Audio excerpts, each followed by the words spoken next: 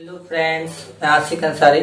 आज हम लोग क्लास 10th मैथमेटिक्स से थ्योरम नंबर 1 थेल्स प्रमेय देखेंगे। थेल्स प्रमेय को एग्जाम में दो तरह से पूछा जाता है। फर्स्ट आपको कहेगा कि थेल्स प्रमेय को लिखकर ही साबित करें, और सेकंड थेल्स प्रमेय दिया ही हुआ रहेगा। तो थ्योरम को प्रूफ करने के लिए 4 स्टेप होता है।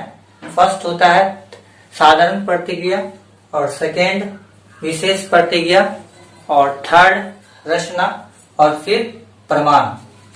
तो इसमें जो सबसे पहले हम लोग साधारण प्रतिक्रिया पर चर्चा करते हैं।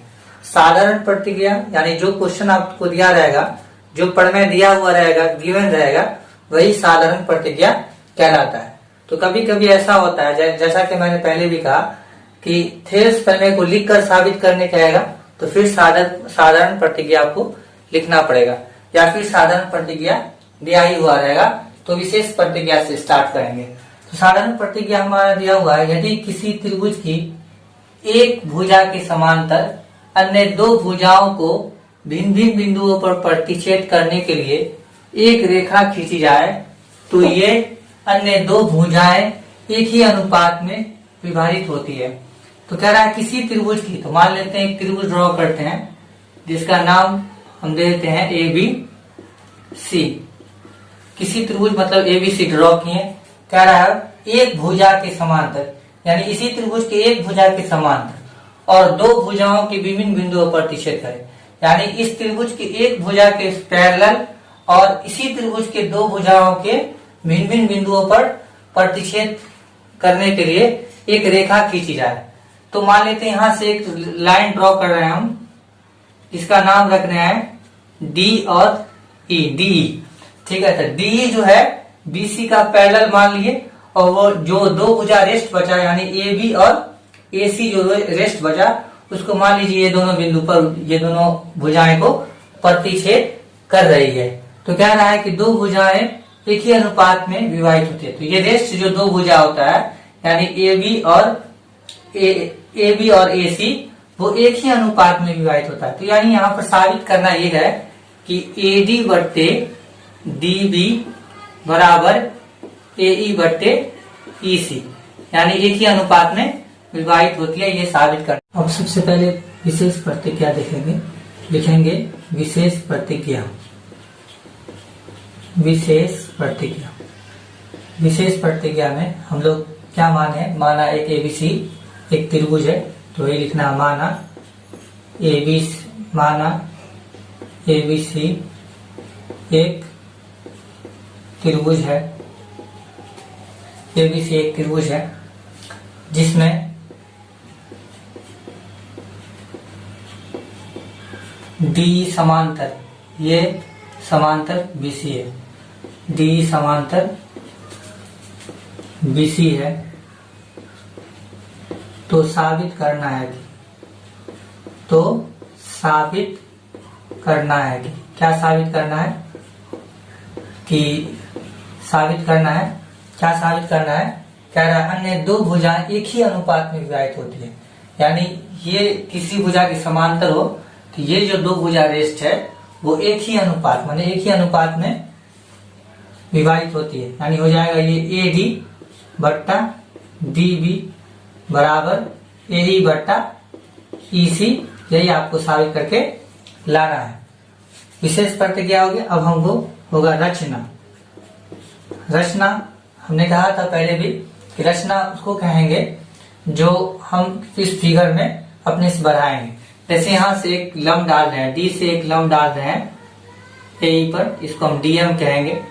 फिर E से एक लंब डाल रहे हैं AD पर, इसको हम EN कहेंगे। इसी प्रकार B को E से मिला रहे हैं और D को C से मिला रहे हैं। तो रचना में जो हम किए हैं वो यहाँ लिखना पड़ेगा। लिखेंगे B को E, D को C से मिला दिया हम। B को E से मिलाए और D को C से मिलाए, तो लिखेंगे B को E, D को C से मिलाया, और हम ई एन लंब किस पर डाले हैं, परपेंडिकुलर डाले एडी पर, तो लिखेंगे ई एन लंब एडी तथा डीएम लंब, ये देखिए डीएम लंब किस पर डाले हैं, एई पर डाला, तो एई पर डाला। अब यहां से हम लोग प्रमाण में चलेंगे। अब यहां से हम लोग साबित करने के लिए चल रहे हैं। तो साबित करने के लिए सबसे पहले हम लिखेंगे त्रिभुज ए डी ई, गौर से देखिए त्रिभुज ए डी ई तथा त्रिभुज, ऊपर से लिए ए डी ई तो नीचे से लेंगे त्रिभुज बी डी ई, क्योंकि समरूपता के नियम आप 9th में पढ़े होंगे या फिर आगे 10th में भी पढ़ेंगे। बी डी ई, त्रिभुज ए डी ई तथा त्रिभुज बी डी ई में। तो सबसे पहले हम लोग त्रिभुज ए डी ई का क्षेत्रफल निकालते हैं। क्षेत्रफल को आप 9th में पढ़े होंगे कि ए आर भी कहा जाता है, एरिया यानी ए आर क्षेत्रफल। तो लिखेंगे ए आर यानी एरिया त्रिभुज ए डी ई। त्रिभुज ए डी क्या होता है, क्षेत्रफल क्या होता है त्रिभुज ए डी ई का, इसका फॉर्मूला होता है 1/2 इंटू बेस इंटू हाइट यानी 1/2 इंटू आधार। तो ए डी ई का आधार, अब गौर से यहां देखिए कि त्रिभुज ए डी ई है, तो ए डी ई है, इसका आधार पूछ रहा है। तो ई से जो लंब डाला गया है वो ए डी पर डाला गया, तो जिस पर लंब डाला जाए वही आधार हो। तो यहाँ पर आधार क्या है, ए डी, और जो लंब है वही ऊंचाई है। ऊंचाई क्या है, ई एन, यानी यहां लिखेंगे ई एन। तो ये हमारा हो जाएगा इक्वेशन, ये हमारा इक्वेशन फर्स्ट हो जाएगा। उसके बाद एरिया त्रिभुज ए डी ले लिए, तो यहां से लेना होगा बी डी ई, त्रिभुज B D E 1/2 into base, इसका हो जाएगा बेस क्या, बी डी, और इसका हाइट, दोनों त्रिभुज समरूप है तो दोनों का हाइट बराबर होगा, हाइट हो जाएगा ई एन, इक्वेशन 2। अब इक्वेशन फर्स्ट को सेकेंड से हम डिवाइड करेंगे, 1 को 2 से भाग करेंगे, समीकरण 1 डिवाइड समीकरण 2 से। तो समीकरण 1 मेरा क्या था, एरिया त्रिभुज ए डी ई, और समीकरण 2 था एरिया त्रिभुज बी डी।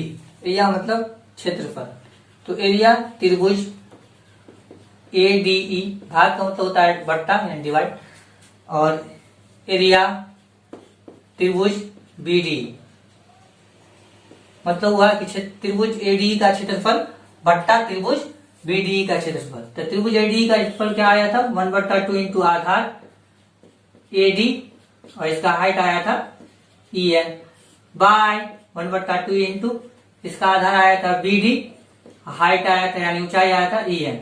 हाफ से ये हो गया साफ, ई एन से ई एन कैंसिल, तो हो गया ए डी बट्टा बी डी, यही हो गया इक्वेशन 3rd। अब इसी प्रकार इस प्रकार हम लाए हैं इसको, एरिया ऑफ ए डी बट्टे एरिया ऑफ बी डी बराबर ए डी बट्टे बी डी। इसी प्रकार हम लोग लिखेंगे area of A E D,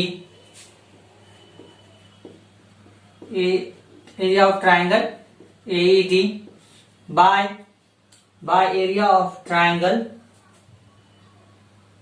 C E D.